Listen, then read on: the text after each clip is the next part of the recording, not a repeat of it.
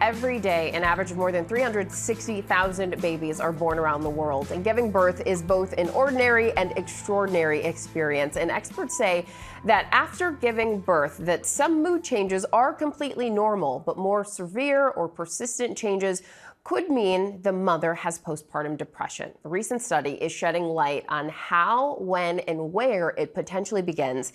And the study published in Science Advances suggests some signs of postpartum depression may actually start before the baby is born. The researchers say some women with postpartum depression in this small study experience significant crane changes during pregnancy, finding that some moms with symptoms of depression 1 month after giving birth also had increases in changes in an area of the brain that play a key role in emotional processing. Women who rated their childbirth experience as difficult or stressful also showed major changes in the area of the brain that helps regulate emotion. So here with me today to talk about all of this is psychiatrist and immunologist Dr. Adjoa Smalls-Monty and parenting expert and certified parenting and life coach Erica Suter. Thank you both for being here. Dr. Adjoa, I want to start with you. Break down some of the key takeaways from this study. So the study is very important because it looked at two regions of the brain that we know have a role in fear, anxiety, and how we process emotional cues, and that's the amygdala and the hippocampus. This is the first study that looked at the amygdala and the hippocampus in pregnant women. And what this study showed is that you had an increase in the size of the amygdala, the part of the brain that regulates fear, and the part of the brain that controls memories, which is the hippocampus. So specifically what they found is in women that had depression, they had an increase in the size of the amygdala. And in the women that had adverse birth experiences, they had an increase in the size of the brain and the part of the brain, the hippocampus, that regulates emotion.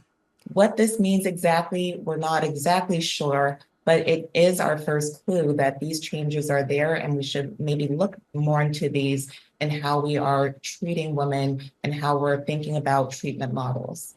And so, Erica, we were talking about this. You were on GMA earlier doing another segment, and we were saying we were excited to talk about this because this study provides some sort of proof to what we know about the changes a woman undergoes during pregnancy. And it is more than just the baby blues, but this shows us what's happening. It's very validating because still in our culture, we don't always take postpartum depression seriously. Even by calling it baby blues sounds like something you should be able to shake off. So many women are told, this is the happiest time of your life. Why are you so sad? You shouldn't feel this way. So to know that there is scientific evidence that backs up that we don't just go through physical changes, but we're going through neurological changes, it is an amazing leap forward for expecting moms. And Dr. Adjoa, I want to ask you to expand on that, because postpartum depression is a real and serious condition, but some women may feel dismissed, or as we've said, is just having the baby blues. Could this study help change the way we look at women and the facets of depression both before and after giving birth?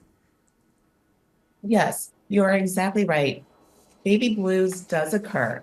And that might be when someone is feeling a little bit anxious or irritable. It lasts for a week or two, but postpartum depression or even peripartum depression while you're pregnant is very serious. And that is more severe loss of interest in yourself, the baby. People might feel guilt. And in the most extreme cases that I sometimes see in the emergency room are people that feel like they don't want to live, or even their child, because of the severe depression. So it's very important that we recognize scientifically something is happening. This is just not a decrease in someone's will or regular lack of energy, being overwhelmed. Something is actually happening that we do need to address medically. And the good thing is that there are treatments available for postpartum depression and depression during pregnancy.